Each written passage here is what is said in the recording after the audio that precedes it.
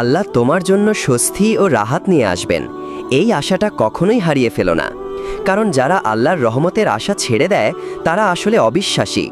শুধু কৃতজ্ঞতাহীন ও অবিশ্বাসীরাই আল্লাহর দয়া থেকে নিরাশ হয়। কিন্তু মনে রেখো, দুঃখ এবং নিরাশা এক জিনিস না। তুমি কষ্টে থাকতেই পারো, চোখে অশ্রু আসতেই পারে, হৃদয়ে ভার থাকতেই পারে।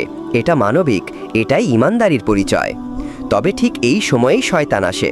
সে ফিসফিস করে বলে, তোমার তো সব শেষ, তোমার জীবনে কোনো আলো নেই, এই দুঃখ, এই বিপর্যয় সব কিছুর শেষ। সে তোমাকে এমন অন্ধকারে ডুবিয়ে দিতে চায় যেখান থেকে আর আলোর দেখা পাওয়া যায় না। কিন্তু একজন মুমিন, একজন ঈমানদার জানে আল্লাহ তাকে কাঁদার সুযোগ দেন, নিজের কষ্ট প্রকাশ করার অধিকার দেন। তবে সেই সাথে আল্লাহ তার হৃদয়কে ভেঙে পড়তে দেন না। তুমি যখন অশ্রু ঝরিয়ে ফেলো, হৃদয়ের ভার হালকা করো, তারপর আবার ফিরে এসো আল্লাহর দিকে। আশা রাখো, বিশ্বাস রাখো যে আল্লাহ তোমার জন্য এই অন্ধকার থেকে আলোর পথ খুলে দেবেন, যতই অসম্ভব মনে হোক না কেন।